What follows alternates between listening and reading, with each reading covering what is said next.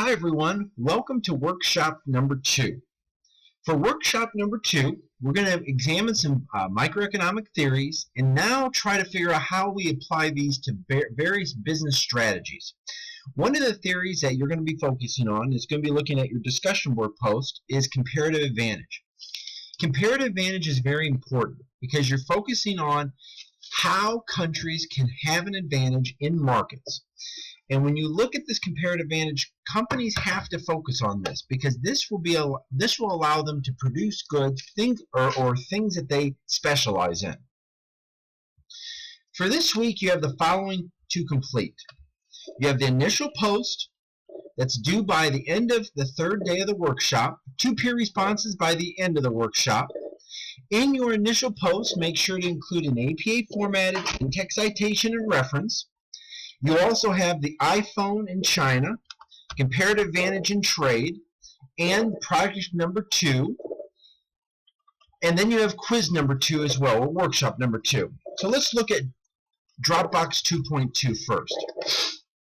With this, here's your instructions that you want to focus on.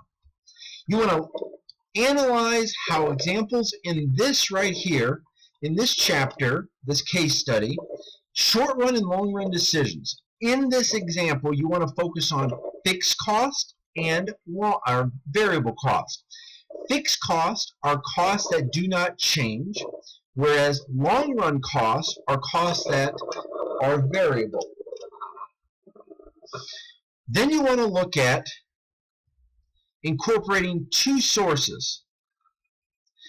Make sure that all of your sources and your assignment is in APA formatting.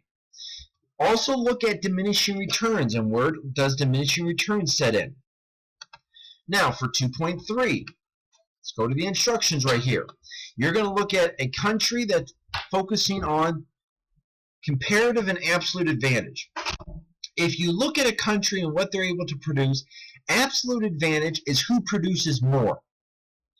Relative prices is when you divide each of them. Opportunity cost is when you look at one in terms of the other. So opportunity cost of cheese, you put cheese on the bottom and cars on the top as a ratio. That's how you find the comparative advantage. Comparative advantage is who has a lower opportunity cost. Make sure to use APA formatting and make sure that you have proper citations in your work. Dropbox 2.4. Here's your instructions. You want to submit 10 academic sources for your project. You want to summarize the content of the source that you use, state whether the source is relative to the topic, and state why the source is credible. Make sure everything is in APA formatting. But even if with these sources that you find that you're changing the sources, that's fine as well, as long as you're changing them in the basis of what your project's looking at. If you have any additional questions, please let me know, but I look forward to your effort.